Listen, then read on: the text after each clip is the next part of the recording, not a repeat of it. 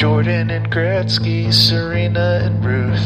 Remembering great ones is easy to do. But what about the no-names who spent their whole lives long snapping footballs and catching sack flies? They're guys, remember that guy.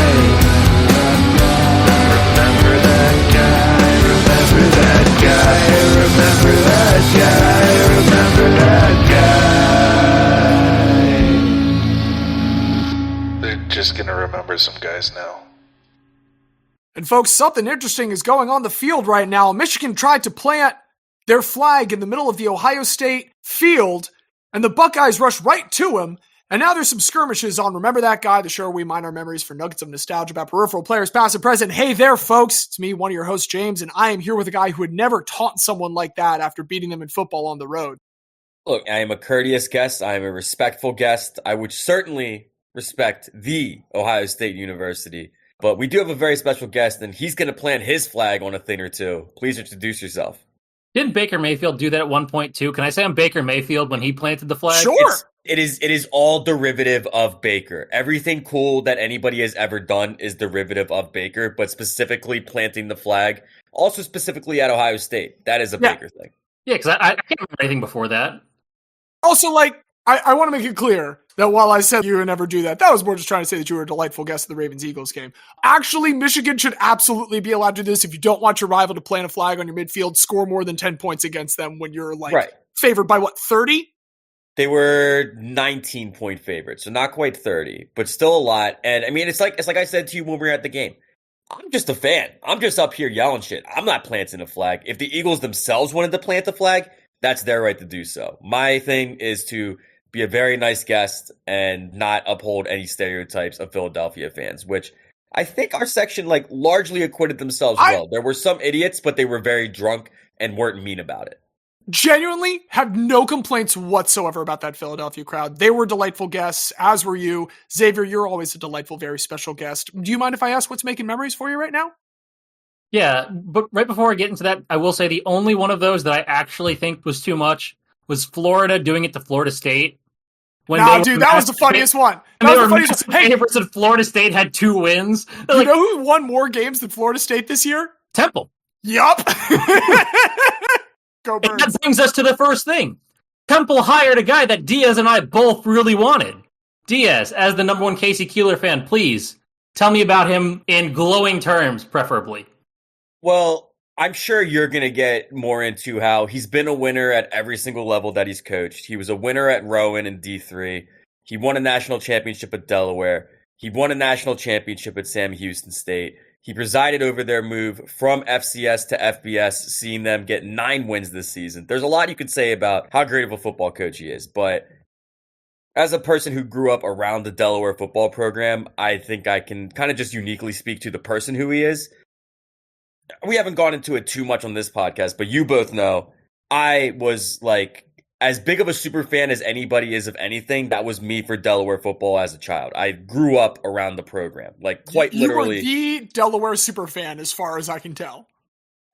Certainly for people who were teenagers. I definitely took it more seriously than anybody else. But all that to say, I was born in 92. Casey was hired in 2002. And I was always around the program. I would always hang out outside the locker room after games, and Casey eventually just realizes, hey, this kid is a big fan and he's always here. Why don't you come in and meet the players? So he'd let me into the locker room after the game to meet some of the players who were at that point my heroes. So, that was awesome. And I'll never forget when I was in middle school. So this would have been 2005, 2006. I had a school project to shadow somebody that worked in a field that you wanted to go into. And I never knew what in sports I was going to do, but I always knew it was going to be sports. So I reached out to Casey Keeler, and he very easily could have ignored this, even just given a phone call and spent 15 minutes on the phone. He had me come into Delaware during their off season in the summer. Got there at 7 a.m. We went through his whole routine. The first thing was he said, look, if you want to be a football coach, you want to do what I do, first thing we do, we go for a 3-mile run. So I go for the 3-mile run with him. He said, after we do the 3-mile run, we go to the weight room. So what little I could lift at 13 years old, I went into the weight room. I lifted with coach. I lifted with some of the players.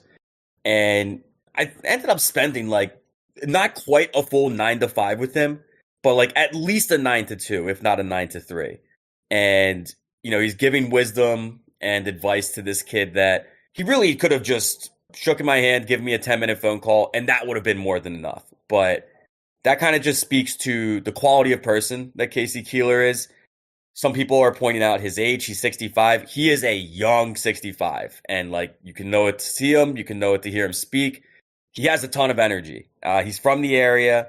And I mean, in terms of people who were realistic candidates for Temple, he's probably far and away the best that we could have ever hoped for. This is a guy who, in all likelihood, this will be his last stop. He could parlay it into another bigger job, and if he did, he has all the right to do it. But this is the guy to oversee us at this portion. And I mean, he said it in his press conference. I love it. He said, I want to win conference championships sooner than later. And when you play in a conference as good as ours, we're talking about a spot in the playoff. I want to be in the playoff sooner than later. And I'm not going to make any kind of bold proclamations because we know how that works on this podcast. I'm going to resist. But all I'm going to say is Casey Keeler is the right guy for the right moment. This is why I had Diaz do it. He said it better than I could, but I am super excited for Casey Keeler. He's a winner. He's a Pennsylvanian. He knows how to win in the area. He's won in Jersey. He's won in Delaware. He went to Sam Houston, won there. And if anyone can win at Temple, it's him. So I'm super excited to see what happens with him. It's the most excited I've been about Temple football in a long time, especially with the concerns about them cutting the program. You know, my concern was very high. So this, I feel, is the best person who can stabilize the program, put it on the path to relevance, and keeping things good. Well, I'm sorry not to interrupt, but what it's also assigned to me is Casey Keeler, again, as we said, is 65. He is not taking this job if he has any doubts personally as to the stability of the program for at least the short-term future. He wouldn't take this job if there was any chance that they was gone in the next 5 years. So that is a very encouraging sign as well. So I'm excited about that. Other two things I want to talk about were baseball related. First, there was an article in The Athletic about how the cost of the A's stadium in Vegas is now $1.75 billion, which is at least $250 million more than expected, and they're having to get banks to say that John Fisher actually can afford that because they're not sure if he can. God, it's just such a shit show. The longer this goes, the higher the cost overruns are going to be, and the longer it's going to take for that Las Vegas stadium to actually happen, which means we could have even more years of the A's playing in Sacramento in a minor league stadium. And it's just such a bad look for Major League Baseball to do that. I still feel bad for all the Oakland fans. Fuck John Fisher. He seems like a massive piece of shit, and nothing that's come out recently changes that in any way. But in general baseball terms, I hate the golden at bat proposal. That's the dumbest shit I've heard in my entire life. Absolutely, it's the dumbest shit I have heard.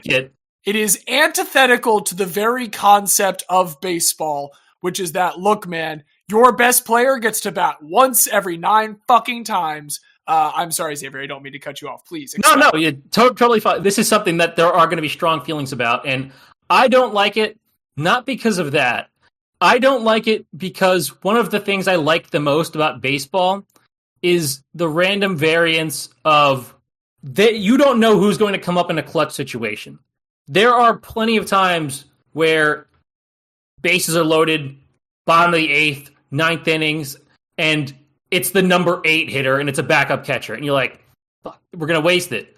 And then that guy gets a single, and it's the greatest feeling in the world because you're like, oh my God, this career 200 hitter just had the game-winning RBI in a clutch situation. That guy will never hit again if this happens. I'm also, as a Phillies fan, hearkened by memories of Game 3 of the World Series. Carlos Ruiz, a largely career backup catcher at that point, hits a fucking 40-footer down the third baseline that gets the walk-off single. And after that, Carlos Ruiz became one of the most clutch hitters on that Phillies team. And it never would have happened if we were able to just say, let's put Ryan Howard up there. I think he's better. I think that would be pretty cool. Yeah, so if they want to do that for the All-Star game where no one gives a shit, fine.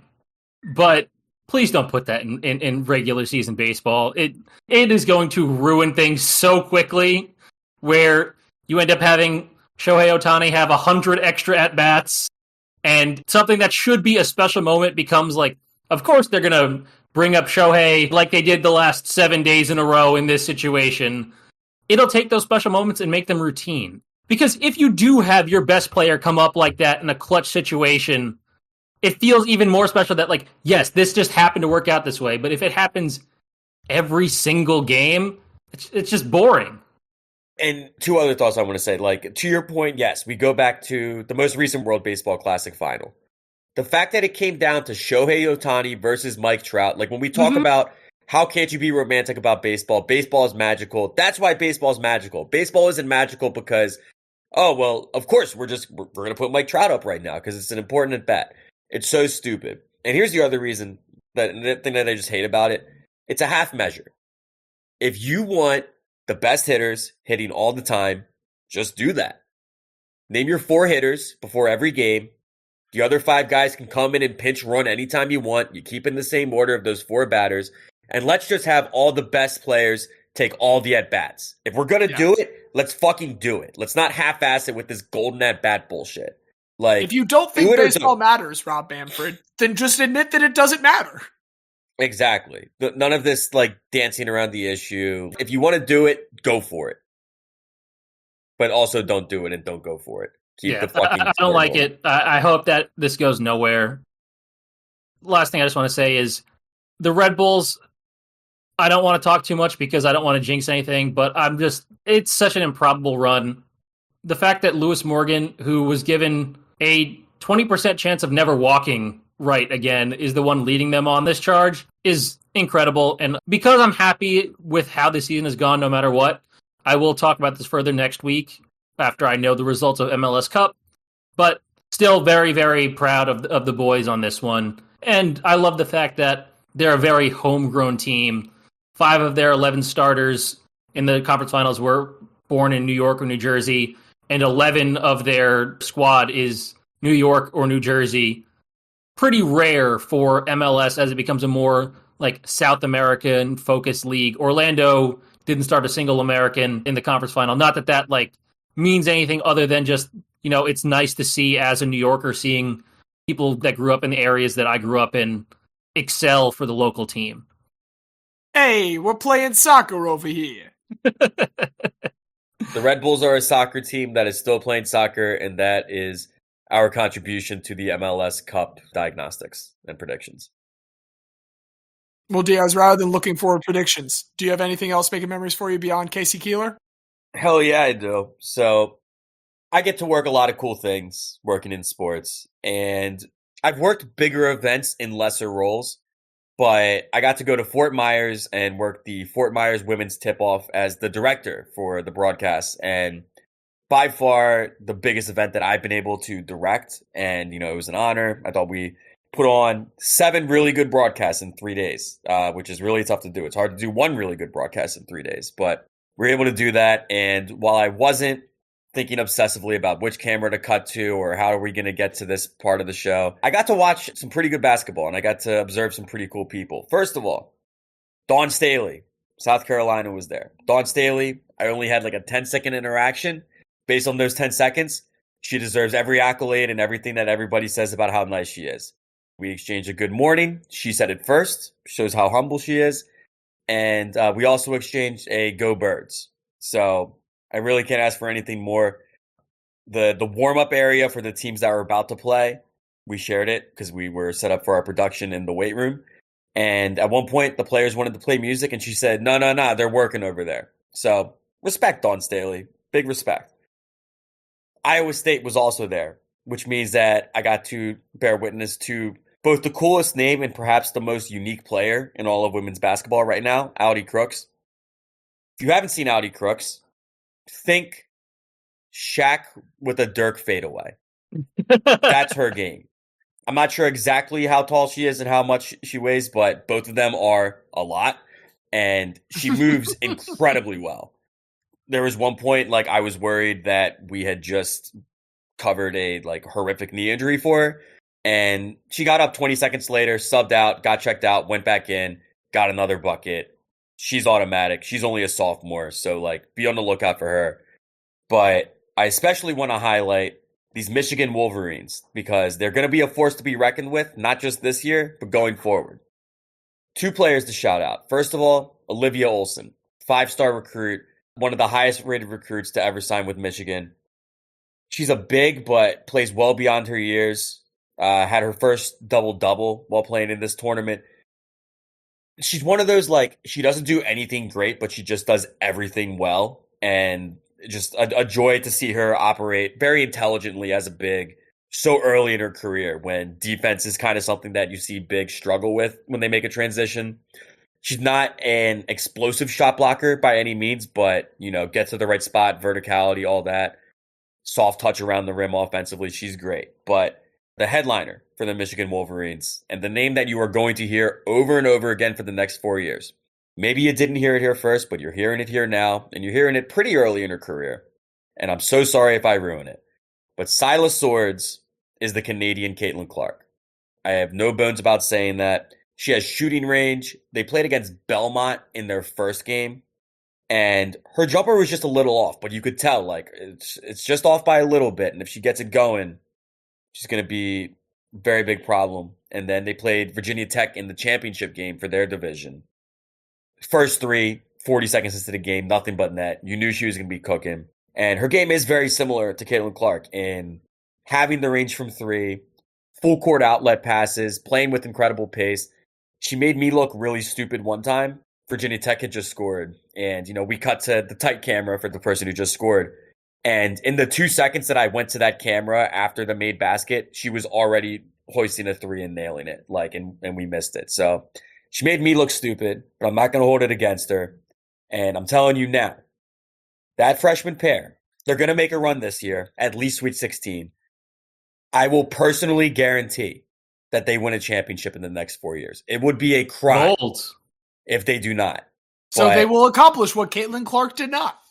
They will accomplish what Caitlin Clark did not, because Caitlin Clark, a phenom. But here we're talking about a duo. We're talking about Olivia Olson and Silas Swords. We love us some alliteration. We love us some generational talents. The Wolverines have 2 of them. And just now got ranked in the top 25 on the strength of their performance at the Fort Myers tip-off. They're 7-1, and their only loss was by 6 points on opening night to South Carolina. So, like, this is a team that's going to make noise, and it's a team that is led by its youth, and it's going to continue to grow together. I'm very excited to see the Wolverines grow, but most importantly, honored to have been able to cover some very, very high-profile athletes and some high-profile teams in the women's game, which just continues to grow. And what an honor to be able to brush shoulders with greatness. Absolutely delightful. There's been some good basketball to watch recently. Thinking for a second about baseball, one of my favorite things about the fields is that they are not uniform, whereas an arena in many ways is like the most uniform thing. Always, at least in the case of an NBA court, 94 feet by 50 feet, going to be made of hardwood, and largely they're going to be pretty uniform, except when it comes to the NBA Cup, which just wrapped up its group stage on the day that we're recording this. Yeah, the Spurs didn't make it through. It was fine. But I really enjoy just all of the NBA Cup games, largely because, man, I'm a sucker for design. And it's been delightful seeing these court designs. And so I decided to look into it just a little bit further. So all of the courts, both last year and this year, were designed by an artist named Victor Solomon, the designer for what I think, again, are some really great courts. And last year, it was very much based around the City Edition jerseys, and it was a little bit more quickly slapped together. He didn't have a huge amount of time to repair. And even then, I think they were good just on the back of being like striking, vibrant designs. But this year in particular, he had a lot more time to think about it. And reading through today some of the statements that he's made about his planning for it, going with the colors from the primary team jerseys this time, really trying to like capture the essence of cities with that, with some of the textures that they were able to overlay on the different courts. You know, there's this like herringbone for the nets that's trying to recall sort of a black top look. The one contribution I can make to the court discussion / anything vaguely art related is the Sixers played the Hornets in a completely meaningless NBA Cup game last night. They won. And the Hornets court has honeycombs on it. And I think that's cool. It's delightful. Also, they're all made. One of my favorite things about graphic design is when people get in like a really dorky reference with a number that you won't necessarily notice. All of these courts are a gradient with a 30% opacity of that primary color to honor the 30 teams of the NBA. That's that good dorky shit, baby. That's that good dorky shit. Victor Solomon is not necessarily the NBA's artist in residence because they do not officially have one, but he is kind of being treated like one between these court designs, between some redesigns he's done recently for the postseason trophies around the 75th anniversary. And you can also just like buy some of Victor Solomon's stuff if you'd like. He's got a website called literallyballing.com. There are some shirts you can get. There's some cool balls. There's one that's like a glass basketball with an enclosed piece of the American flag. It's trying to like play with iconography. I want to do a super quick round of prices right with the two of y'all. I have posted in the chat an image that I will describe to you, listener, in a moment as these two take a look at it. It is a crystal basketball. The crystal looks a lot like those kind of multifaceted ones that you might hang from a rear view mirror or from this backdoor window of your house. That one meant to kind of capture and cast a little bit of rainbows on it. And then it's got gold bands making the design of a basketball on it. Gentlemen, how much do you think you have to pay to own this crystal basketball? $690. $690 from you, Xavier. Diaz, what do you think? $691.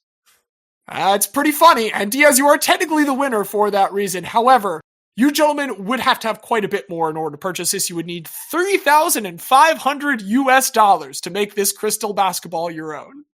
That's why I don't look at art stuff, man. It's too expensive.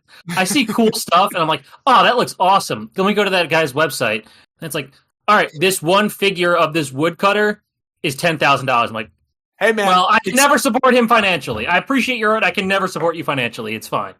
It's cheaper than a $6 million banana. And there is also a way that you can appreciate his art in the wild, because these NBA courts aren't the very first ones that he's done. My very favorite thing that I found by Victor Solomon today is something that he did in South Los Angeles called the Kintsugi Court. Are either of you familiar with the art of Kintsugi? No. Can't say. This is a form of visible mending. Visible mending is any kind of like repair, either of a fiber or of some kind of sculpture. You're making the repair obvious. You're not trying to hide it. You're not trying to obfuscate it. You are basically turning it into a kind of ornamentation.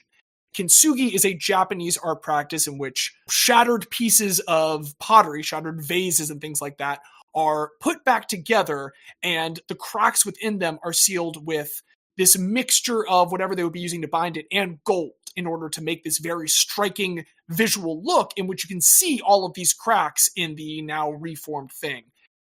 In South Los Angeles, there was a very cracked up blacktop court. This was, again, kind of done with the NBA. It was debuted right as the NBA was resuming play in 2020.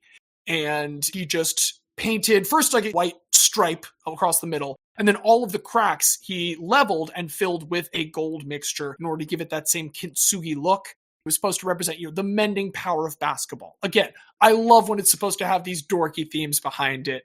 I just really delighted in looking into Victor Solomon. It had been a while since I discovered like a new artist that I enjoyed, and felt nice to flex that art history muscle again in the realm of sport. So that's what's making memories for me right now. This practice from the Japanese islands. But Diaz, I hear it's something else from islands that we're concerned with this particular week.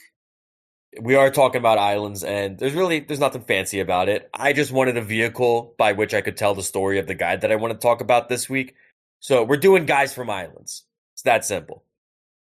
First of all, my island, before I get to my sport.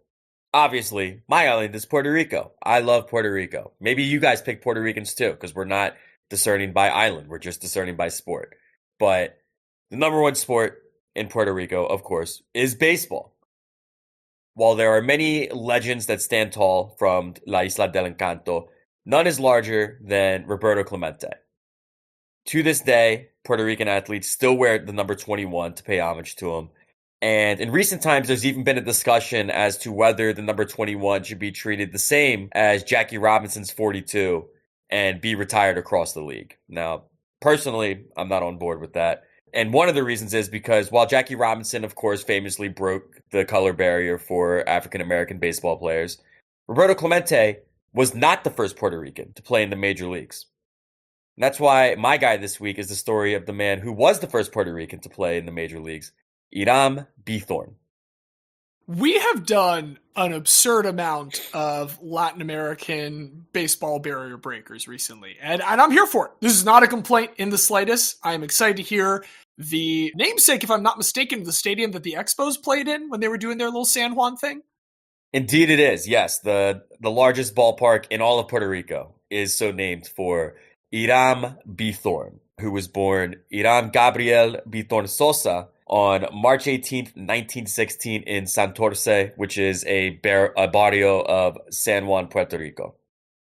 He was born the fourth of 5 children to Valdemar Bithorn and Maria Sosa, and he was born into a fairly successful family. His father worked for the government in Puerto Rico, and his mother was a public school teacher, but she was most well known in Puerto Rico because she hosted a weekly radio program called La Abuelita Borinqueña, the Puerto Rican grandma.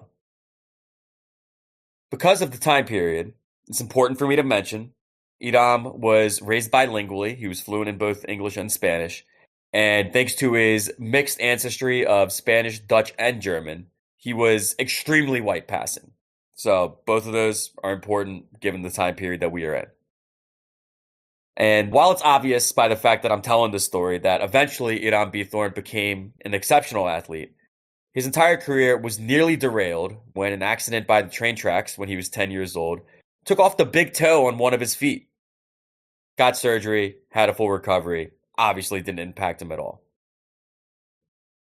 When Hiram was 16 in 1932, he showed the first signs of his potential baseball prowess. He was playing for a team of nativos who were playing host to a traveling squad from Richmond that notably featured future Hall of Famer Johnny Mize. At just 16 years old, Bithorn took the hill, already standing an impressive 6'1" and weighing nearly 200 pounds of muscle. He gave up just 1 run going the distance for a 10-1 victory. As a pitcher, his style was largely unsophisticated, but it was effective. He had a mid-90s fastball that was very straight, but for the time, very fast. And he had a sinker that kept balls in play, but kept the infielders active. And he very rarely deviated from these two pitches. Hiram, who was also known as just he amongst family, shortened of Hiram. Hiram was not just an accomplished baseball player, though. He represented Puerto Rico at the 3rd ever Central American and Caribbean Games, where he led his fellow countrymen to 2 medals, a silver in volleyball and a bronze in basketball, as a 19-year-old in 1936. Later that same year, he would get his big break as it comes to baseball. The Newark Eagles of the Negro Leagues and the Cincinnati Reds were doing an exhibition series against each other in Puerto Rico. And as a warm-up for the series, the Eagles played against another team of nativos that once again featured Hiram Bithorn. He impressed in his start, and when Leon Day of the Newark Eagles was struck by appendicitis while on the island just the day before their game against the Reds, they decided to reach out and see if that plunky Puerto Rican kid might be able to help him out. And so Hiram Bithorn signed with the Newark Eagles for the day, and going against Major League batting as just a 19-year-old, he dazzles through 7 innings. He gives up just 1 run, gets a little bit of trouble in the 8th. They bring in a relief pitcher. He still gets the win. And on the basis of this, Bithorn is the subject of headline stories all throughout Puerto Rican newspapers the next day. But more significantly, he caught the eye of Ted Norbert, who was a career minor leaguer who spent his winters in Puerto Rico, happened to go to the game that day, caught his eye, and he recommended to his major league club that he played in the system for, the New York Yankees, keep an eye on this Hiram Bithorn kid. And sure enough, the Yankees signed him to a minor league contract. He starts off playing minor league ball in Norfolk, and there's one game in particular that stands out from his time with Norfolk. And it's actually not one game, it's one day, because it was a doubleheader. And Hiram Bithorn takes the hill in the first game, gets the win, and keeps his uniform on, but goes into the stands to watch Game 2. Game 2 files in the extras. The clock goes past midnight. It's finally the 15th inning when his manager looks back up at him and says, "Kid, I don't have any other pitchers. We need to get you back in here."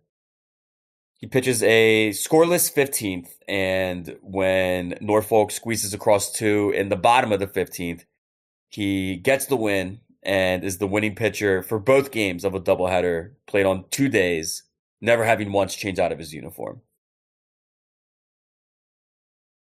Hiram continues to progress through the minor league system during the spring, summer, fall, but when it comes to winter, he always returns back to Puerto Rico to play in the Puerto Rican League for Los Senadores de San Juan.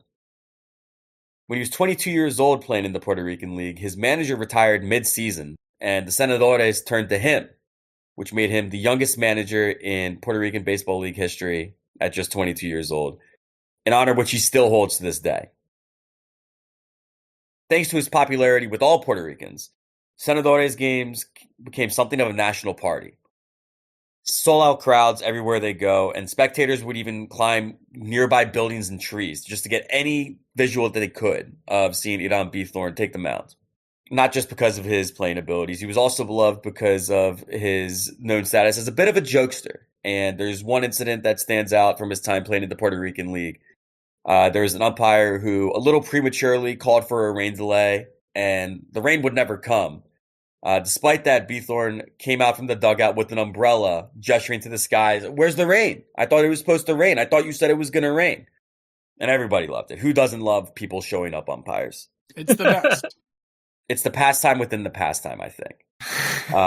And Bithorn was no stranger to it. He did have to toil away in the minors for some time. He spent 6 years playing in the minors, waiting for his big break as he continued to ascend through the Yankee system. But it was finally through, I'm not sure if it was the Rule 5 draft. If it wasn't, it was at least an early predecessor to it. But the Cubs drafted him. And he would then make his major league debut in 1941, playing for the Cubs. Also notable is that while he was drafted and would become one of the first Puerto Ricans to play, and in fact, the first Puerto Rican to play, he was also drafted alongside a Cuban catcher by the name of Chico Hernandez. And the two very quickly formed a battery together. Owing to the incredible whiteness of Major League Baseball at the time, if they knew that the other team had no Latino players, they wouldn't bother with hand signs. They would just say to each other in Spanish, "You think the fastball this one? Nah, he's ready for the sinker. Okay, I'll throw the sinker." And they just completely eschewed all their signals. And the Sporting News would come to call it, quote, the Castilian signal code that they used to communicate with one another. His first game was April 15th, 1942. He pitched 2 hitless innings in a 4-2 Cubs loss. And for his first season, 1942, his stats are good, not great. In 38 games, makes 16 starts, puts up a 9-14 record with a 3.68 ERA. But it's in his second season that Hiram Bithorn is going to show his abilities as a pitcher and his immense potential. He starts 30 of 39 games, going for an 18-12 record with a 2.60 ERA, 19 complete games, and a major league leading 7 shutouts for the 1943 season. In particular, big-time pitchers show up in big-time games. Going against the defending champion Cardinals, Bithorn pitched 30 innings and gave up just 2 earned runs for the entire season, seeming to be their kryptonite. And he would finish 32nd in National League MVP voting that year. That's so many people getting MVP votes. There were 2 people behind him. It was Stan Musial who took first place that year in the MVP voting. But yeah, just a very split field that year, to be sure. Despite all of that success, and as we mentioned, Hiram Bithorn looks incredibly white, speaks English fluently. Don't let any of that make you think that he was immune to racism in his time, but he certainly would not describe himself as a victim. While there are a lot of incidents that we can point to, there's one game in particular during that 1943 season that jumps out. He's pitching against the New York Giants, and in the 6th, he's going well, but the Giants manager, Leo DeRocher, is just saying all kinds of vile shit from the dugout. Slurs, epithets, obscenities, whatever you want to call them. Not nice things that have to do with Hiram Bithorn being Puerto Rican. While he's on the mound, he hears this, and he just very calmly calls time, steps off the mound, and wings a fastball at DeRocher's head in the dugout. throws your ducks, doesn't get hit. The fans in attendance all love it because, like, obviously, I mean, they hear what's being said and they love that Hiram is making a stand for himself. Ford Frick didn't like it as much. He fined Hiram Bithorn $25 for the incident. You know, that's probably worth it. I know $25 at that point is a lot, but trying to beam a racist in the head, I think it's worth that. I mean, yeah, inflation, it's probably what, like maybe 1,000? Well worth the fine. And, you know, it's also silly to think of the racism in the context of he is a U.S. citizen. By being Puerto Rican, he is a U.S. citizen. Mm-hmm. And, you know, while that status did not protect him from racism, it did obligate him to answer the call of Uncle Sam if it were to come during the early 1940s, if there were to be any major conflicts that would arise and develop. Hiram Bithorn did try to apply for deferment. It wasn't successful, but he was at least able to lobby to be based in San Juan while he completed 2 years of military service when he was drafted. And during that time, obviously, he's not able to play for the Cubs. He's also not able to play for the San Juan Senadores. The base does have its own team, which he manages and plays for, but this 2 years away from professional athletics really does a number on Hiram's potential. First of all, he put on 30 pounds while he was in the service. That's not going to be helpful. He also suffered an arm injury while he was there that took about 10 to 12 miles an hour off his fastball. And his vaunted weapon is now essentially a batting practice level fastball. He does return to the Cubs for the 1946 season, but his ERA climbs up to 3.84. He goes 6-5. He does manage to get one more shutout, which puts him to 8 for his career, but it's very clear the man in the arm that the Cubs had last seen is no longer there. So they trade him to the Pirates the following offseason. They discover that he has a dead arm. They waive him. He finds his way back to Chicago, playing for the White Sox, where he makes just 2 one-inning relief appearances, but does not allow any runs across on either of them. And in the second one, he is able to claim the victory to push his career record to 34-31 before he is released. That's also, if I'm not mistaken, that is, and I'm checking it right now. Thank you very much, Baseball Reference, for all having this information available. Oh, no. Okay, no, that's still well before Manny Minoso was on. I thought for a second we were going to have this beautiful Puerto Rican-Cuban moment there on the White Sox, but no, we're still a couple of years short of that. I wish. I mean, we had the beautiful Puerto Rican-Cuban moment when they were openly saying the signs with Chico Hernandez for the Cubs. Sure. So we did have the island connection there, but after that 1947 season, he's released by the White Sox during the regular season, toils away in the minors for the rest of the year, and eventually realizes, like, fuck, like, this arm thing, there's no getting around it. I'm going to have to get surgery if I'm going to be able to return to a high-level performance. So he gets the arm surgery. He misses the entire 1948 season and spends 49 through 51 in different minor leagues. He's playing in Mexico. Finally, in 1951, he's kind of coming to terms with what it is. He's now set up residence back in Chicago. He's married to his wife, Virginia. His son, Hiram Jr., was born in 1951. And while they're living in Chicago, his sister, Maria Angelica, reaches out and wants him to sponsor the baptism of her son, who is now a year old. And Maria Angelica has since moved from Puerto Rico to Mexico City. So with Hiram having a young son and, a wife that still needs to tend to the son, he leaves them behind back in Chicago as he sets out for the drive from Chicago to Mexico City to preside over this baptism. After crossing the border into Mexico, Hiram encountered the police, and this is where details become muddled. The officer's account is that Hiram identified himself as a communist who was taking out an important mission, and when he was unable to produce ownership of the car, the officer held Hiram at gunpoint and demanded that he drive himself to the police station for arrest. When a fight ensued, the officer claimed that he feared for his life and shot Hiram in the stomach. He would be taken to the hospital where he was later pronounced dead. That is the officer's account. But he did not realize who he was involved with. He was involved with a Puerto Rican hero. And when word of Hiram's untimely death made it back to Puerto Rico, the governor, Luis Muñoz Marin, demanded that the U.S. ambassador in Mexico opened an investigation and exhumed Bithorn's body to be brought back to Puerto Rico for a proper burial. Bithorn was returned to his native Puerto Rico, where 5,000 people attended his funeral, and there was an investigation that resulted from this officer's misconduct. While it happened a long time ago, we don't know the facts. We do know that the officer was found guilty of murder and was jailed for 8 years. The most accepted theory for the reason for the murder is that Hiram Bithorn was driving a Buick, which was a very nice car at the time, which he bought with his baseball salary.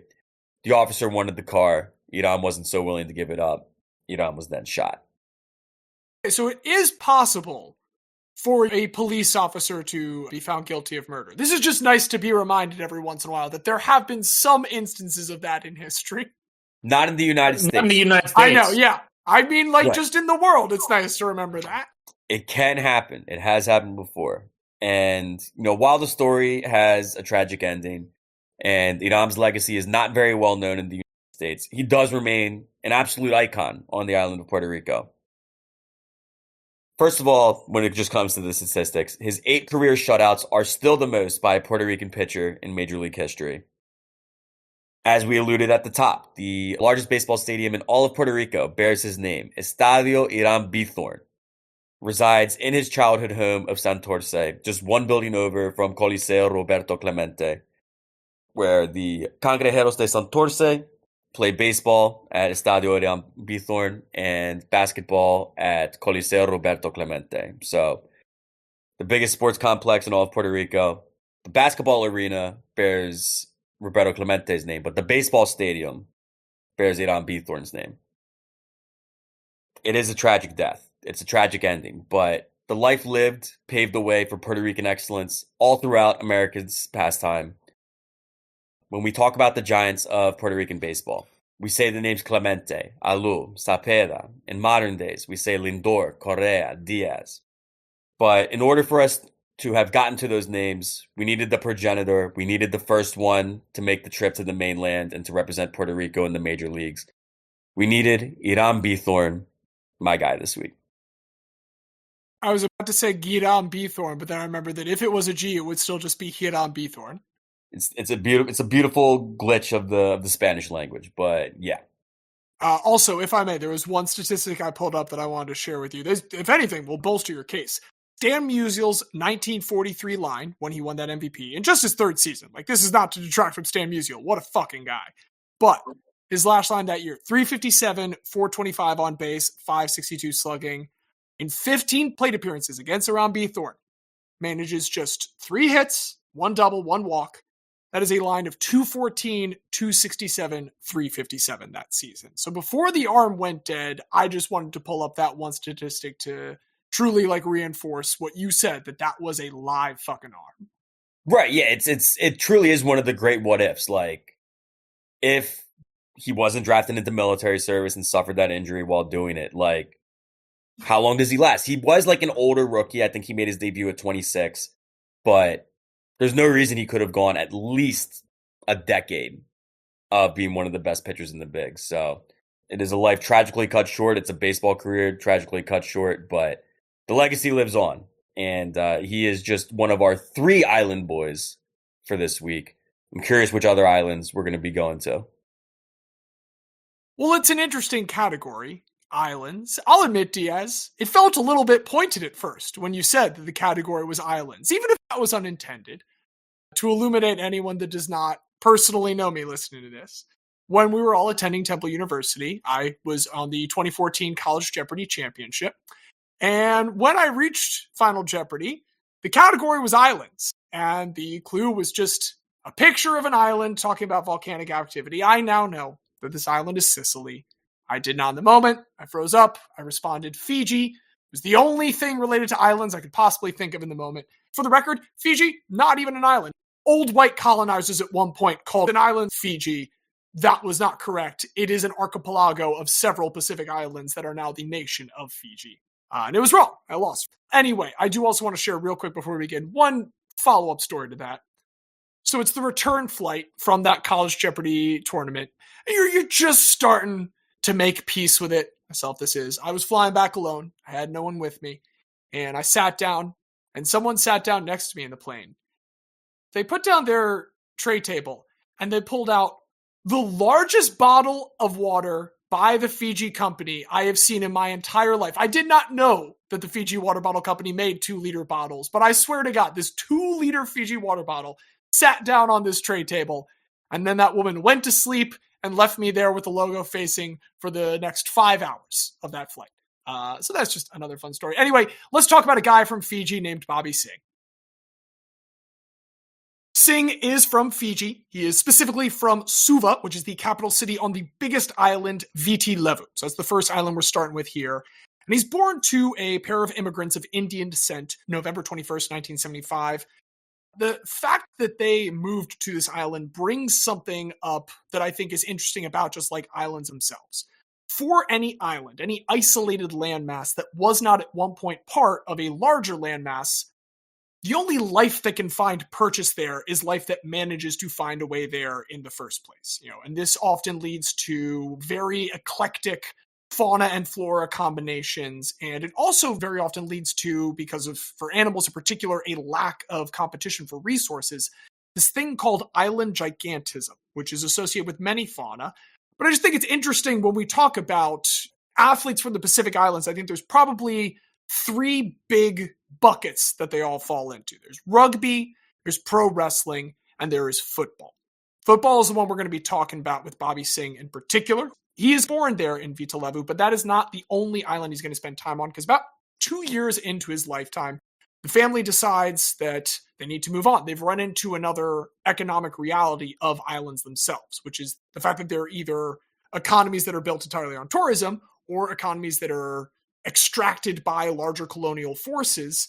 They have very precarious economic conditions. And so the family moves to somewhere where they think they'll get better opportunities. Him, his parents, and his 2 siblings. They find themselves in Richmond, British Columbia. And this is not just a city directly south of Vancouver. It is also a city that makes up almost the entirety of a different island, Lulu Island, which is the second most populous in the province, located in an estuary there on the Pacific coast. And again, the islands can only sustain what life finds its way there. But once Singh finds his way to the Richmond area, he absolutely flourishes in his life there, in many sports, but especially football. He is already a very big boy. He's going to eventually grow to 6'4", already in the high 200 pounds during high school. He ends up getting a full ride to a D1 school in the WAC, the Western Athletic Conference. Do you guys want to guess what college this gentleman attends? I mean, there's one that's an island that was in the WAC, so I'm assuming it's Hawaii. You're goddamn right. It's the University of Hawaii. Rainbow Wahine. Well, no. This is not like, yes, I mean, we like the Rainbow Wahine. He is a Rainbow Warrior because he is not a woman. The Rainbow Wahine is specifically all of their female teams. He gets this full ride. He finds his way to the University of Hawaii. It is hard to back up some information that I found with like detailed rosters at the time because they don't list a lot of players on Sports Reference for this, but a lot of old Hawaii college sports forums that I looked at while going through this talk about their head coach until 1996, Bob Wagner, being a guy that, because of the reality of islands, that I don't have necessarily a large recruiting base, he had turned to Canada very often for recruits. And so this was not uncommon for someone like Bobby Singh playing north of the border to find their way to Hawaii. By 1996, he is starting 11 games for the 2-10 Rainbow Warriors. Not very good, but he is pretty great, and he is also very, very smart. He is named to the WAC All-Conference Academic Team. This ends up being his last season there. Maybe it is a coaching change, the results after Bob Wagner's firing this year. Maybe it is just that there is some isolation down here in Hawaii. He ends up, for whatever combination of reasons, going to Division 1AA, recently promoted to Division 1AA, Portland State, which is much, much closer to home. Actually, his first time not living on an island. I did look it up for a second because the name Portland, you wonder if there is something to do with ports there. Actually, the reason Portland's named Portland is just because when the first, people got there to name it in the United States history, someone there was from Portland, Maine, and they won a coin flip to decide who would get to name the town. Good old-fashioned manifest destiny. Isn't that something similar with why we call it the Kentucky Derby? Wasn't just some motherfucker named Derby won a coin flip? I mean, it's also like Joe Pilates. I love it. Naming things after yourself. Yeah. But anyway, Singh has found his way to Portland, much like those people from Portland, Maine all those years ago. He is now a Portland State Viking. And much like island fauna often thrives when there is less competition, Singh in this lower level absolutely excels. In 97, his junior year, he is a captain. He's all Big Sky Conference. And then in 1998, he caps off his college career with a continued captaincy. He also makes the first team All-American team on offensive line for Division I AA and just brings home like every academic honor that you can imagine. Despite this, he is not selected by any teams in the subsequent 1999 NFL draft. This is the Tim Couch and Donovan McNabb draft. For the record, this is not a particularly good O-line class. I just also wanted to point that out since he goes undrafted. There is exactly one Pro Bowler. It's just center Damian Woody for the New England Patriots. Love Damian Woody. No single other one at any point makes a Pro Bowl. With this dearth of talent, Singh is at least good enough to sign on as an undrafted free agent following this, and he becomes a member of the St. Louis Rams for the ramp up to that season. This season is going to be the year where the Rams put on the greatest show on turf. They survive the final stab at the end zone by Hall of Guy inductee Dr. Kevin Dyson. They will win Super Bowl 34. That's awesome. Bobby Singh is not involved in protecting Kurt Warner at all for this. He was cut from the team on September 6th, but 3 days later, he was signed to the practice squad, and he remained on the practice squad, which, I mean, what is the practice squad if not the island of football rosters? And for his practice squad role, he does get a Super Bowl ring. Unfortunately, he also gets a back injury, which necessitates back surgery, prompts his release from the Rams, spends a year out of the sport recovering, and then 2001, he signs with Los Angeles. Now, Xavier, Diaz, listener, I hear what you're all saying. 2001, signing with Los Angeles. What is this? There's no NFL team there. You are correct. There is no Los Angeles NFL team, but there is a Los Angeles XFL team, the Los Angeles Extreme. This is the first incarnation of the XFL, the Vince McMahon XFL, and the Los Angeles Extreme are one of only 2 teams to post winning records during this entire time. That is due to the league's best passing attack, thanks to their quarterback Tommy Maddox, and of course, the O-line play of people like Bobby Singh. You know, he didn't get to be a part of the greatest show on turf nickname.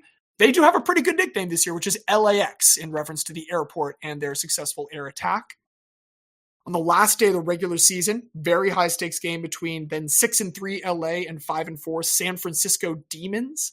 This is for the division. If San Francisco wins, they'll have the tiebreaker, but Los Angeles is able to hold on. They take their 7-3 record, which is second best only to the Orlando Rage, and they enter the XFL playoffs. In the first round, they take down the Chicago Enforcers, but the Orlando Rage suffer a massive upset against none other than the 5-5 San Francisco Demons, meaning that the championship is now a rematch of that matchup for the Western Division. It is the $1 million game. This was what they called it after they decided to stop calling it the big game at the end of the season, which is a play on us all having to say the Super Bowl was the big game. The XFL was very, very dumb. I do want to make sure just to throw that out there. God, what a stupid league. But we are here in the $1 million game, and it is the LAX offense led by Tommy Maddox, protected by Bobby Singh, that obliterates San Francisco. They run up a 38-0 score until finally San Francisco gets a garbage time touchdown in the fourth quarter to make it 38-6.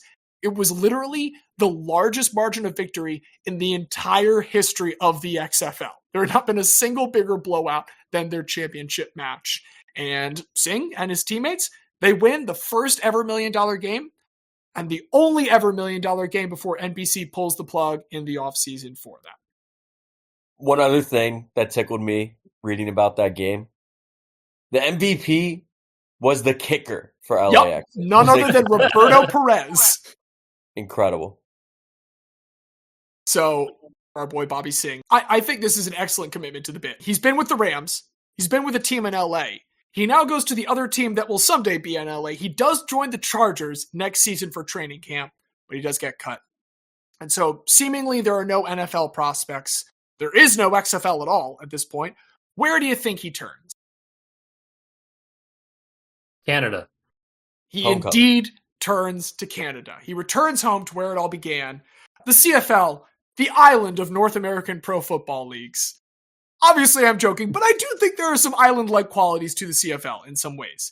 It relies on who ends up there. It often serves as this lower level of competition for players who rise to greater sort of gigantic heights because of that lower competition. and it has a very extractive colonialist relationship with the NFL. If you really show off in the CFL, you are probably going to hear from teams in the NFL trying to poach you. For years at this point, they've also dealt with the issue that a CFL team can draft a player and he might not end up playing with them. He might go to the NFL instead, just like Bobby Singh. Bobby Singh had been drafted after his college career for the 1999 CFL draft instead, when he was taken 8th overall in the first round by Calgary before his whole USD tour. All these years later, he has returned. Calgary still owns his draft rights, so he's going to start with the Calgary Stampeders. Gets there in time for camp, but still has to warm up a little bit. Nonetheless, he does get a chance to start 16 games for them during that 2002 season. This is during their title defense of the Grey Cup. However, they had won the Grey Cup the year before as a very fluky 8-10 team that had just kind of lucked into the playoffs. They were not all that good, and they got even worse in both 2002 and 2003, posting records of 6-12 and 5-13. Singh is doing well himself. In 2003, he's a finalist for both the most outstanding offensive lineman and the most outstanding Canadian, which is an award that they offer in the CFL. But the team itself going nowhere. So it's time to look for greener pastures. And where would he go? None other than his hometown team. The BC Lions at this time are coached by Wally Buono. Wally Buono is the guy that had been in Calgary when Bobby Singh came there, so he's got a great relationship with him, decides that he wants him with his hometown team. And so in 2004, Bobby Singh comes in. He only starts 9 games due to what was quoted in the papers as a 25% triceps tear. I'm not really sure how you judge the percentages of a triceps tear, but yeah, a 25% triceps tear keeps him out for a lot. Hey, buddy, here's deer antler spray. Really speaks very, very highly of it. Nonetheless, BC does manage to reach the Grey Cup. They do end up losing the Toronto Argonauts, but a fine season for his first year with the Lions. In 2005, we're going to struggle, but we're still going to have a relatively good season. 12-6 before eventually losing to Edmonton in the Western Finals. They do have injuries to quarterbacks, unfortunately, and this is because the offensive line largely is not very good. They allow 74 sacks. However, Bobby Singh does not allow a single one the entire year before, again, they do eventually lose to Edmonton. The next year, he does again miss a little bit of time to injury, but he is leading a much better offensive line that manages to get them all the way first to the Western Final, where this time they are incredibly successful, win 45-18 over the Saskatchewan Roughriders. They reach the Grey Cup, his second time appearing in it now. And the Lions managed to topple the Montreal Alouettes. They say bon oui. They win 25-14, winning the franchise's 5th Grey Cup.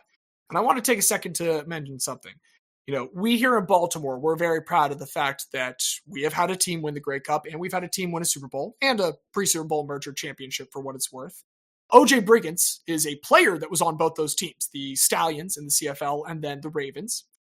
Tommy Maddox, the XFL teammate of Bobby Singh, he won that championship, the XFL. He then came to the NFL, served as a backup for the Steelers, won a couple Super Bowls with them.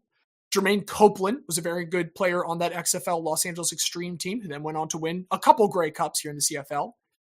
Bobby Singh is the only player in professional football history to have the trifecta of an XFL, CFL, and NFL championship following this Grey Cup win with the BC Lions. Do like that. Now, with this increased profile, we run into one of those issues that I mentioned earlier with the islands. There is this desire both for bigger leagues to extract resources from them, and also because of that, there is a desire to leave the island if possible, because if you can get out of there, you have a chance at a more potentially secure future. And so for each of the next couple off seasons, Singh is always hoping to return to the NFL. He's always talking with his agent in the offseason. There's always mentions of whether or not he's going to be in Canada the next year. And he ends up, because of this reticence to really commit at any point, kind of bouncing from team to team for a couple years. Spends 2007 with the Calgary Stampeders again, 2008 with the Winnipeg Blue Bombers, and then comes back to the British Columbia Lions. Throughout all this time, he is trying to stay as west as possible if he's not going to be able to go south of the border, because there is also a new day job that he has had this entire time.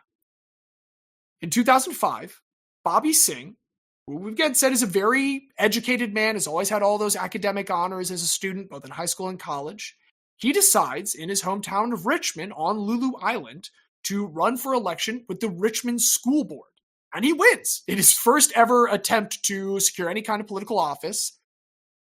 He says that he is inspired by the negative image, as he sees it, that kind of tails the Southeast Indian population, of which he is a part of through his immigrant parents, in this British Columbia area. They are kind of seen as like the criminal element immigrants here in Canada, just to make sure that's kind of understood as the backdrop for him wanting to really rehabilitate that image. And in particular, he is going for the Board of Education because Bobby's brother had at one point dropped out of school, fell in with a crowd that both did, and I believe they say he was involved with drugs. I think that means he was both doing them and probably selling them. And he eventually gets shot and killed in 1999, very sadly. Even following Bobby Singh's retirement after that 2009 season with the British Columbia Lions and his return, to this day, he remains this stalwart in the community after this decade in sport. He's very, very involved with the Boys and Girls Clubs of Greater Vancouver. He still lives in Richmond on Lulu Island, one of many islands he has spent time on with his wife Alexis and their 3 kids. I've kind of goofed a lot in this segment about islands as a figurative thing, but I think islands are a very rich metaphor because of the challenges that any living being, be they plant, be they animal, be they human or otherwise, is invariably going to have to face in this very unique environment with unique challenges. And for one to have come from so many different island backgrounds to still rise to the distinctions that he has, while also like facing parallels, even if it's a little jokey, about the same challenges that islands face in his professional career that whole time. If we're talking island guys, it sure seems to me like Bobby Singh is the kind of guy we're looking for. What's the Jimmy Buffett thing? Like island life, island time is a state of mind. Yes. Yeah. Bobby Singh has that island state of mind. I just love learning that a professional American football trouble exists. I guess I should say American football. A professional gridiron football trouble exists. And that Bobby Singh is the only person to have it. That's with a healthy dose of technicality, but you know what? Technically a trifecta, the best kind of trifecta. Technically, we're a trifecta, too. We are a trifecta, and you know what? We've got a trifecta of guys to discuss, and I would love for us to knock out the third one of those this evening. So what do you guys know about God damn Puroresu? it, sorry. Jesus, it was right fucking there. Guy Fecta. Anyway, I'm so sorry, Xavier. What was that? That's all right. I was just asking, what do you guys know about Puroresu? Is it near Java at all? If only. Then I got nothing. Diaz, you have anything? I have pura basura in my head as I try to think of this. So, Puroresu is technically the Japanese term for professional wrestling. It is mostly used as a way to refer to the professional wrestling scene in Japan as a way to distinguish itself from, WWE, AEW, or other more Western-centric promotions. But technically, it just means professional wrestling. It's just a shortening of professional and wrestling, but said with the Japanese accent. I know that that's a thing. I always feel like I'm being so horribly racist if I say any of those phrases out loud. It kills. So, like, our alma mater in Japanese is Tempuru University. Like, I feel like a dick. Too white to say that. I'm simply too white to say that. It's funny. So, having been to Japan twice and consuming a lot of Japanese content, a lot of Japanese, like, regular dialogue and speaking, they'll just add an American word in, like, for no reason, just to do it. Or they'll, like, have an essentially like an anglicized version of a word, but said with a Japanese accent rather than, like, the actual Japanese translation. It's like, very fascinating. It's like imagine we just randomly threw Spanish words into, like, every single sentence for no reason, but everyone just understood it. Like, that's kind of what it's like. Maybe not the best thing for YouTube, but just in general. So, Puroresu has a reputation for being more quote-unquote real than other types of professional wrestling. The focus of the match is more on, like, actual combat, with, like, real fighting that leads to legitimate injuries rather than speeches and like fully scripted punches and flips and things like that. Like imagine essentially kind of a mix between WWE and UFC where the combat is real, but the general structure is planned out. Like matches can go 20 minutes, 40 minutes, hour. It's much less sanitized than like the tight 30 for WWE where it's every single thing that's happening is planned out in advance. Currently, the Puroresu scene is dominated by New Japan Pro Wrestling, or NJPW. This was founded and led by the late Antonio Inoki for over 30 years, and this is currently partnered with AEW, which does a lot of stuff in Japan. The last 13 Tokyo Sports Puroresu MVP awards have gone to NJPW fighters, split pretty evenly between Kazuchika Okada, the current president Hiroshi Tanahashi, and Tetsuya Naito. They're the big dogs. There are plenty of other like smaller to mid-size like wrestling promotions in Japan, but NJPW is the big one. They also have a very thriving Joshi Puroresu scene, which is essentially women's professional wrestling, where unlike in the West that's all under one stable, the women's scene is run for the women. Like they have their own specific promotions. The biggest one is Stardom, which has developed a bunch of stars like Yuzuki Akawa, Io Shirai, Sayuri, Tam Nakano, and Mayo Iwatani. And that's kind of the big thing you need to know about the current Puroresu scene in Japan. It's still really big. Those are the two big companies, and it's more of like real combat. Now, we know that Puroresu is big in Japan, but how did it get that way? To tell that story, I need to go all the way back to November 14th, 1924, when Kim Sin-rak was born in what is now Hongwon, North Korea. Growing up, Sin-rak competed in Sarium competitions, which was a traditional Korean form of wrestling where each person had a belt wrapped around them, and you were locked into the other person's belt, and you had to just try to get any body part from above the knee to touch the ground. This was very popular, like traditional form of wrestling in Korea. One day, after a good showing in a local competition, a policeman expat from Japan scouted him and tried to recruit him to go to Japan to compete in sumo as part of the Nishinoseki stable that the policeman supported. Sin-rak's mother, Chung-gi, wouldn't let him go because his father, Kim Sok-ti, was really ill and she needed him there to care for him. But eventually Sok-ti passes away in 1939, so Chung-gi lets Sin-rak move to Japan in 1940.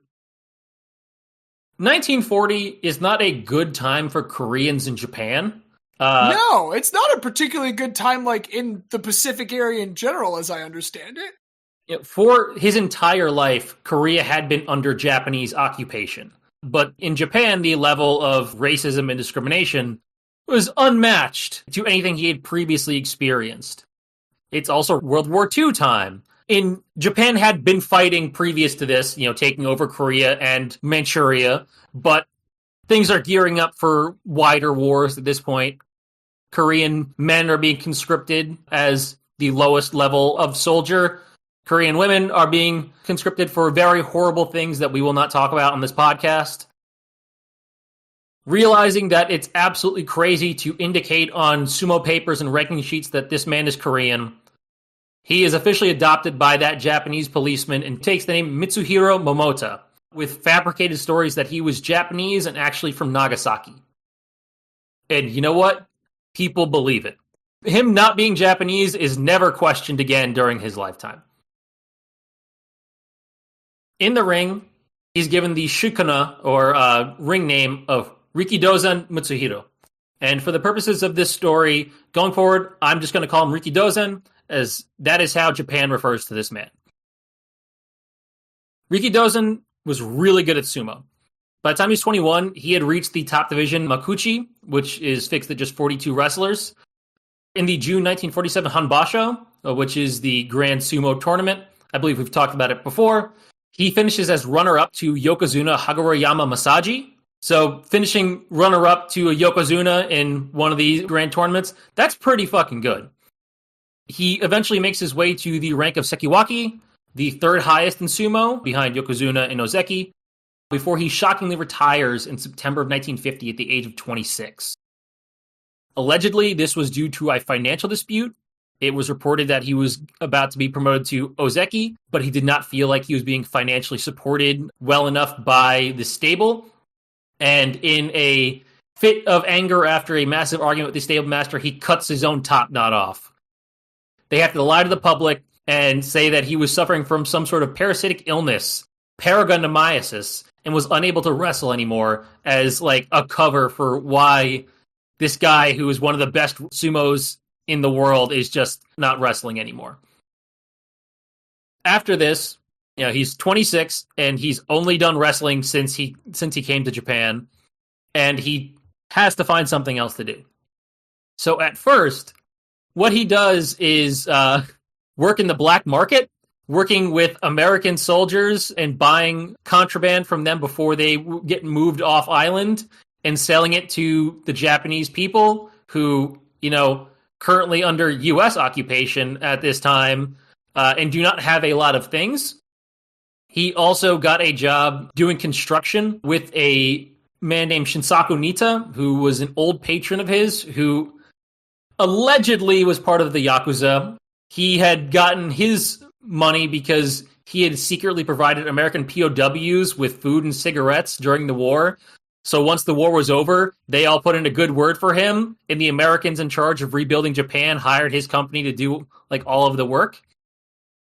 So he does this for a little while, and then in July of 1951, the Tokyo local version of the Shriners Club planned a charity drive for disabled children because there were a lot of, disabled children from bombs and things. I was imagining the goose meme, why are they disabled? Why are they disabled? The answer is bombs. But you know what happens? They work with American professional wrestlers to put on a wrestling tour. We're going to put on the best show this community center has ever seen, and it's going to save the town. They work with Honolulu businessman Mo Lipton to be in charge of promotion, and he negotiates a deal with NWA and Mid-Pacific Promotions, which was a Hawaiian wrestling promotion, to send 6 wrestlers to Japan for a 12-date tour. Needing some Japanese people to also wrestle against, one of the Mid-Pacific wrestlers, Bobby Bruns, reached out to people with sports backgrounds in Japan that he thought could be interested, including Rikidōzan.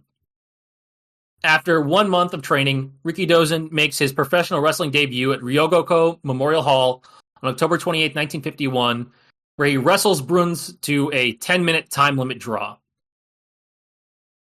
He immediately gets hooked on professional wrestling, participates in the rest of the tour, and then immediately heads out to America in February for further training and experience with Mid-Pacific Promotions. Trains there for about 5 months, comes back to Japan. First thing he does is he establishes Japan's first ever pro wrestling promotion, the Japan Pro Wrestling Alliance, or JWA. He reaches out to other ex-sumos and ex-judoka athletes to create a roster of Japanese pro wrestlers. They start small. They put on a bunch of shows in Japan, starts gaining a popularity, ends up having a big break in a 1954 televised tag team match where he wrestles with ex-judoka Masahiro Kimura against the Canadian Sharp Brothers, and the Japanese audience is hooked on this stuff. They absolutely love it. And really, what Rikidōzan does is he capitalizes on the Japanese public's post-war resentment of what's happened, because many of the people at this point remember, the time where they were the empire of Japan. They were the strongest in all of Asia, and now they have nothing. Japan is truly the England of Asia. Just this tiny little island nation that managed to fuck everybody over for a while as this massive colonial power and will never ever let go of that identity in themselves. They speed ran it too, which is what's fantastic. They did it all in 50 years compared to Britain. Imperialism, any percent, no RNG. New PR.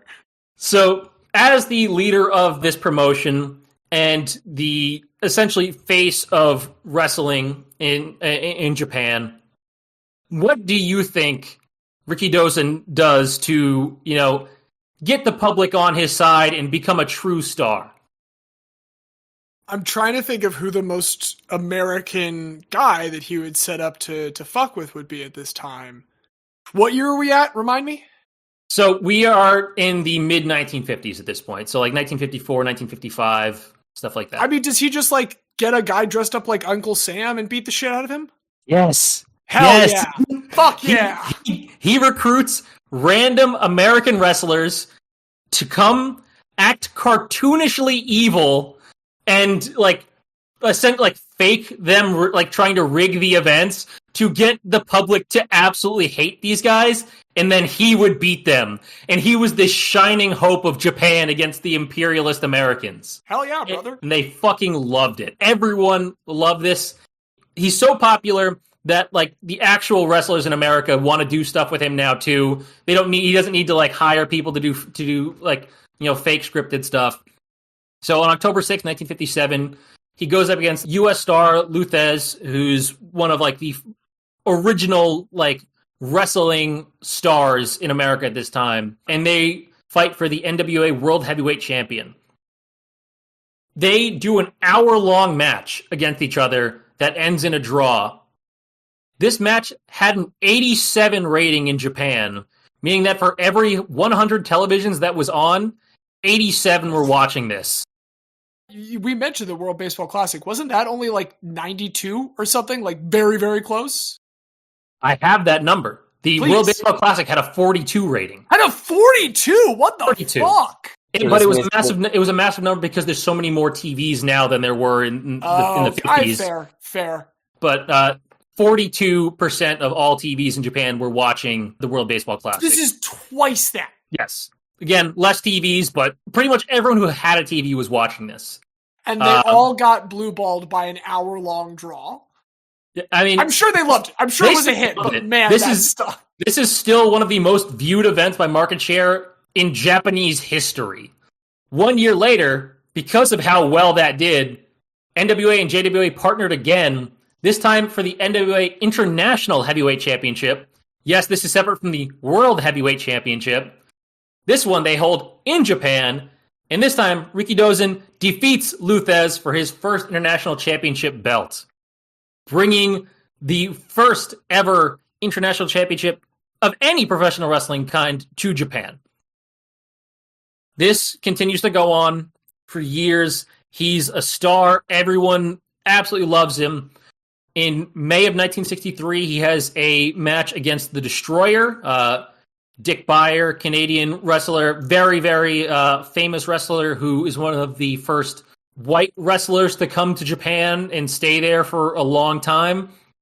And this match sets a record for the most viewed event ever in Japanese history.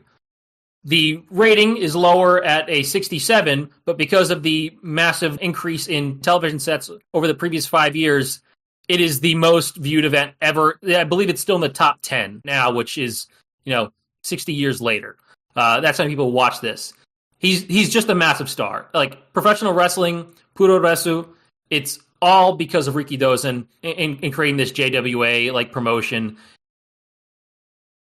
Now I want to do a quick sidebar, talk about Rikidōzan outside of the ring. As you may expect, with someone who is so popular, he's a constant figure in the tabloids. He, like many stars, maybe not as common in Japan, which is why it becomes so popular, is that he's with different girls every night. He's out clubbing and partying and drinking.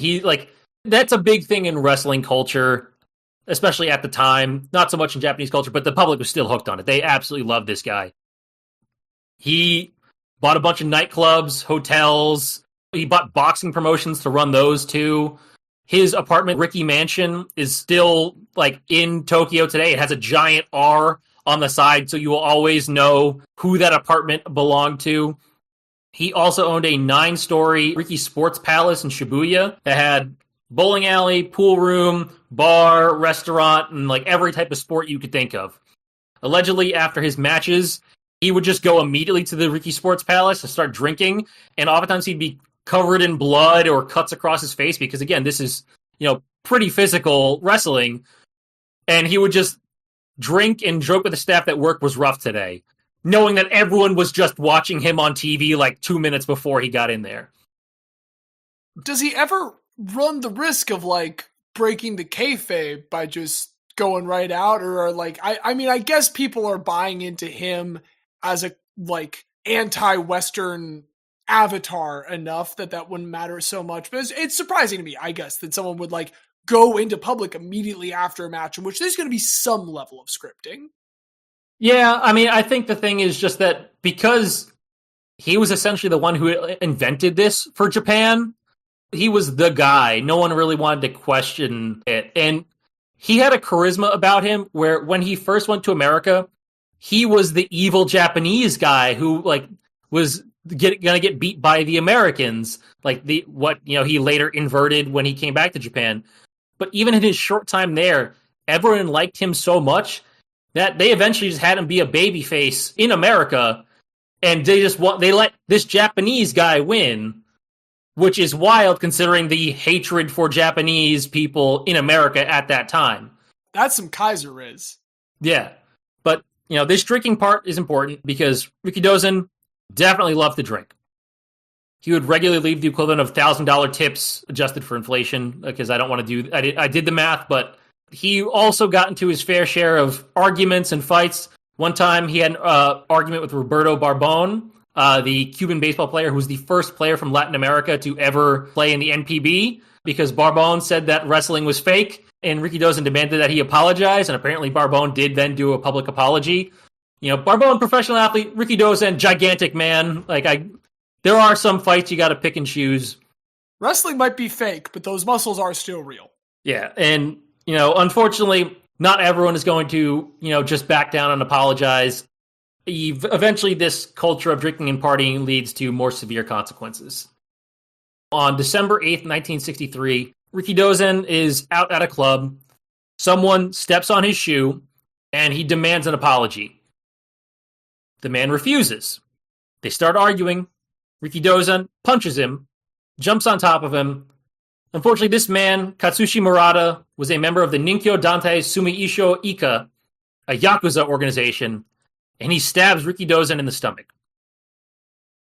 Both men flee the scene immediately, and Rikidōzan goes to Sano Hospital, which was an OB-GYN hospital, but he knew a doctor there and knew that the doctor wouldn't let word leak to the tabloids. So he goes to this hospital that is totally not for what he has to go there for. Doctor tells him, hey, you know what? This isn't serious. Get a quick surgery. Don't drink or do anything for a little bit. Take it easy. So he gets the surgery. It's a success. He goes home. The Yakuza and the Yakuza's boss go directly to his house and bow and apologize because they realized who was stabbed, and they beg for his forgiveness. He says, yes, I forgive you. Then tells his assistant, go get sushi and sake. And he drinks a lot of sake, eats a lot of sushi, and a week later, they're like, Rikidōzan, you have to get surgery again because your stomach wound is not closing because of what you've done. He gets surgery again. Fortunately, he develops peritonitis, an infection of the colon, and he dies on December 15th, 1963 at the age of 39. Rikidōzan's funeral was held on December 20th in Ikigami Honmaji Temple in Tokyo. 12,000 people attend. There's lines that stretch all along the street from the temple all the way to the train station 500 meters away. The Yakuza later gets found guilty of manslaughter and serves 8 years in prison for being released in 1972. Which, it does so, he did stab him. The rest is kind of Rikidōzan's fault, but the stabbing is what directly, the proximate cause of the death, so I do get it. He also was a Yakuza, so, it is what it is. But apparently, after he was released, he visited the grave of Rikidōzan every year on December 15th, called Rikidōzan's sons, Mitsuo and Yoshihiro, and apologized to them every single year. He also then apparently became a high-ranking Yakuza, so just his standing improved after this, but he still made the pilgrimage to apologize and mourn Rikidōzan's grave actually is like cool as hell because it is in this nice temple, and it's a massive bust of him all muscular, like flexing. It's essentially like almost a tourist attraction now. Like there was a public feud between two of the leaders of Japanese promotions, and they made up on a televised thing in front of Rikidōzan's grave. Rikidōzan passes away, but his legacy lives on, not only as the father of Puroresu, but also through his students. Antonio Inoki, who I mentioned earlier as the founder of NWJP, was scouted by Rikidōzan in Brazil and came to Japan to be his disciple. Same with Giant Baba, who went on to found All Japan Pro Wrestling, another very important Puroresu promotion that later absorbed JWA, alongside Rikidōzan's sons, and became a 3-time NWA World Heavyweight Champion. Rikidōzan was later inducted into the NWA Hall of Fame in 2011, the Legacy Wing of the WWE Hall of Fame in 2017, which has some controversy where the Legacy inductees that the WWE did, like, they were ones that were not announced before, like, the actual inductions of whoever they were inducting for real for that year, and we're just kind of given, like, small blurbs. And they had to stop doing it after the backlash where people were like, they're just picking people that didn't do WWE stuff and kind of relegating them to, like, the kiddie corner. Well, and also, like, taking people that didn't do WWE stuff and trying to use it, at least in some capacity, to burnish WWE's reputation. The Legacy Wing was a lot of that, where it's people who were important to wrestling, not important to WWE, but being like, look at how famous this guy was. Now he's in our Hall of Fame. But regardless of, his fit in that hall, I think he deserves a spot in one other hall, the Hall of Guy. Well, if we're going to debate amongst this guy-fecta as to who deserves it, I do really love Rikidōzan. I love this kind of Korean Kurt Angle, as I see it, going from, like, sumo, the very kind of legitimate, nationally recognized wrestling, into the pro wrestling career. That was immediately where my mind went first. But Diaz, I have to ask you something. He very much fits the spirit of it, but Rikidōzan is technically born in mainland Korea. I asked Diaz. I know. We need to get this on record. Do you feel okay about that?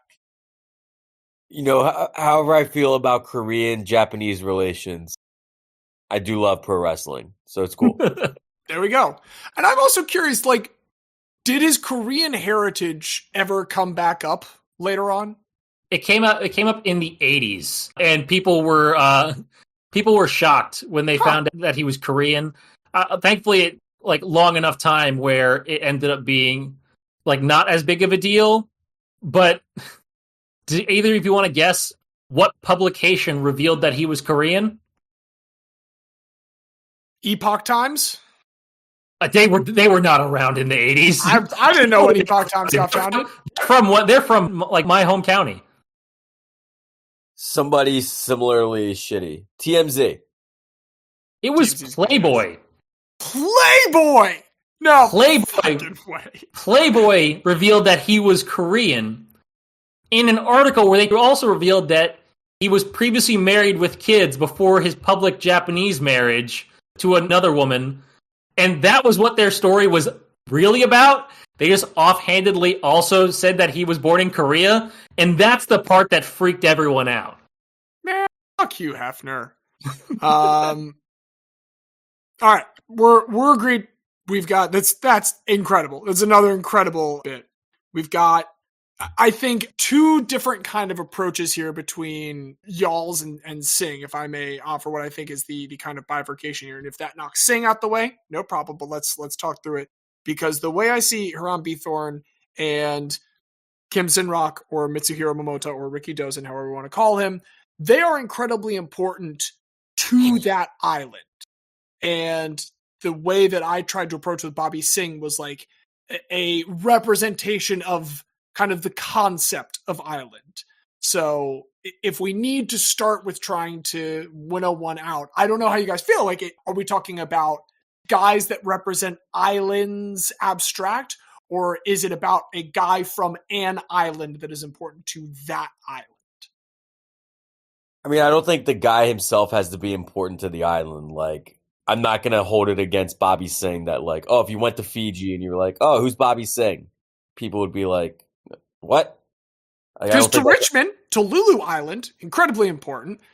Yeah, I don't hold it against them. And also just, I mean, being the only guy to ever have those 3 championships, like, maybe it's not specific to this category, but it does stick out to me as something worthy of recognition, whether on this time or if it's in relitigation. Like, it is definitely a thing that is in the absolute vein of what this podcast is all about, which is it's not our main thing, but I think one of our things is silly, arbitrary accomplishments that for sure may have a few qualifiers. Is right up our alley, and Bobby Singh's like as good an example of that as we've ever had. So I have one thing that I want you both to see before we make any decisions. In the 2000 PS2 game All-Star Pro Wrestling that was developed by Square, Rikidōzan is a character in this game, and you both need to see how they have him make his ring entrance. Oh, don't worry. I opened it the second I heard that notification. All right, so Square is affirming that heaven exists. So that's interesting. Innovation belongs on Miro. Rikidōzan coding. I love it. Celestial, divine, either of those I think fit. It just a strong take by Square to say, like, yes, no, heaven definitely real, and that's where he is. For our listeners who do not have access to this YouTube video, it is literally announcers at a ring announce that he is coming, and a portal of light opens in the ceiling, and smiling Rikidōzan descends from heaven to the ring to wrestle. And it's one of the coolest things I've ever seen in a video game. I appreciate that it is as committed to realism as it can possibly be and still feature him in the game. They're like, look, we're not saying that in the canon of this universe, like, he's alive and he's here. Like, there's a lot of different takes on having all-time greats in video games. Most of them just have, the person in their prime kind of just show up and just treat it like it's normal. I appreciate this commitment to the canon of reality that, yes, he is gone, but also, what if he is the second coming of Jesus Christ, except he's just a big time wrestler? I will admit that I still deep down, like, because of what I said about Bobby Singh, at least in the way that I tried to approach it, like being this avatar of island, all caps, like not a specific island in of itself. Like that is the way my heart wants to go. But as I've often said, I can tell when other people's hearts aren't leaning that way. So if it is a question of which of the other two that I need to help the two of you decide between, it, I guess, becomes a question of which of these two had the biggest impact on the culture of the sport. And Hiram Bithorn absolutely has the largest baseball stadium in a baseball mad world. We did establish that Rikidōzan has essentially like two of the 10 biggest cultural events in the history of Japan. Yeah. Like he's bigger than Shohei Ohtani. Yes, admittedly, like we could split hairs about exactly what measurements we're using, but by certain measurements, he's bigger than Shohei Ohtani. I enjoyed very much the story of Hiram Bithorn. I think he is a really notable what if. And you know what? Here's the other thing, though. Actually, I'm realizing Hiram Bithorn, his career is derailed by Japan bombing Hawaii. So it is kind of Japan's fault in Hiram Bithorn's career. So even right now in this moment, I'm actually kind of waffling back. Hey, don't hold Japan against Rikidōzan.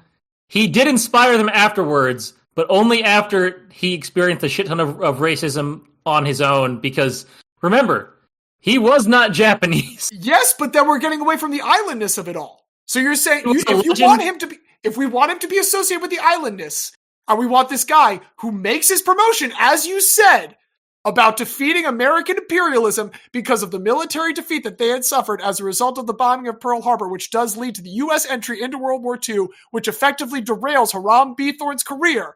I'm just saying, you can't have it both ways. All right, then what I'll say is Rikidōzan is the cultural hero of post-World War II Japan. And also, Hiram Bithorn was the victim of racism by white people in America. So we can blame the white people in America, too, for that, and not have to just only blame Japan. I'm pretty... I have created an argument that's making it very difficult for me to decide that. I mean, Hiram Bithorn, I don't think ever fought a gang member. But I also, like, the thing I gotta say... Is that a good thing or a bad thing? They also both died by stomach wounds. Like, if we had a nickel for every guy tonight that we talked about that died from stomach wounds, we'd have 2 nickels. Well, like, it also, I mean, you know, Rikidōzan did get the surgery, and it was successful. Yes. But then, in true, like, Slurms McKenzie fashion, he had to celebrate the successful surgery. And he was hoisted by his own sake. He partied himself to death. After the Yakuza apologized to him. That was what I was going to say. Like, honestly, like, James, you can waffle, but to me, like, the fact that you fought a gang member, like, one of the most notorious gangs in all the world. Like, to me, it's like, we talk about notorious gangs, it's like, okay, Italian Mafia, and then, like, maybe the cartel you put over the Yakuza, but, like, at worst, that's a big 3 gang in the world, is the Yakuza. So we're going to do our power rankings of international criminal cartels now. Stay tuned for the next 4-year consideration. Russian Mafia's got to get up there. Russian Mafia's got to be in the top 5. Pablo Escobar's Colombia has maybe the highest peak of anybody, but they just don't have the longevity of anybody else. Like, that's why I don't think they're in this conversation. All right, Lord. If you're going to go Rikidōzan, I do not need to torture the history of this anymore. For Kim Sin-rock, for Mitsuhiro Momota, for Rikidōzan, let's do this, Diaz. Yeah, I mean, look, he was a man who was truly larger than life, and his video game entrance as portrayed nearly a half century after his death, when he is portrayed as the returning hero, a beam of light, back to the Puroresu to cleanse it and to make it better once again, to remind us of what it once was and what it can be again, and to remind us of what this hall is ultimately about. It's about guys who just are fucking big and are awesome, and we love them. And, you know, sometimes maybe they have flaws, but if they were perfect, they wouldn't be a guy. And while Rikidōzan was not perfect, he is undoubtedly a guy who is from an island, and he's our inductee this week. Welcome to the Hall of Guy, Rikidōzan. We need to put together a team to get the giant bust and put that in instead of a plaque for the hall. I will take another trip to Japan. I will go to the temple. Yeah, sorry to twist your elbow to go on another trip to Japan, Xavier. I will get some reference photos. I will do this for us. Don't worry. I also love, again, that game is made by Square. Like, they could have used fucking Phoenix Down to just bring him back, but no, they, like, resurrect him in this Christ-like status. Square just making some delightful choices about mortality, and I love it, and I have loved this dialogue about these island guys. We hope that you also have loved it. If you have, there's some people that you and we can thank for it. Those include producer Craig and the coders behind him. Those include the good folks at Sports Reference. Once again, coming in clutch there with that stat search for Hiram Bithorn versus Stan Musial. Of course, also the musical director, Dom Ham, who makes that lovely theme music. You and us, we can all thank them together, but only the 3 of us can thank you, dear listener, for joining us once again. If you want to find out all of the other ways to keep in touch with all the very stupid sports that we are thinking about all the time, you can find our Blue Sky account, our Discord, and all of the other things that we write about at bit.ly/rememberthatguy. Got another curtain call coming out about one of the 2 Atlanta hockey teams that survived for less than 15 years, because we would have 2 nickels if we had one for each of those. That is all that we have, or at least that is all that I have until we return next week. Gentlemen, do you have anything else? I'm looking at Square's publishing list for that year. The games that they put out that year are ridiculous. Vagrant Story, Driving Emotion Type S, All-Star Pro Wrestling, Final Fantasy IX, Gekkyukuken Pro Baseball at the end of the century, 1999, Hataraku Chocobo, the original Final Fantasy, and then The Bouncer, which is one of the worst games ever made. All in the space of 1 year. That is... They could not figure out what they wanted to do. They wanted to do everything. But all that I want to do is wrap things up here by saying that I've been one of your hosts, James. I've been the very special guest, Xavier. I've been Diaz, and as the song goes, I'm a Guyland boy.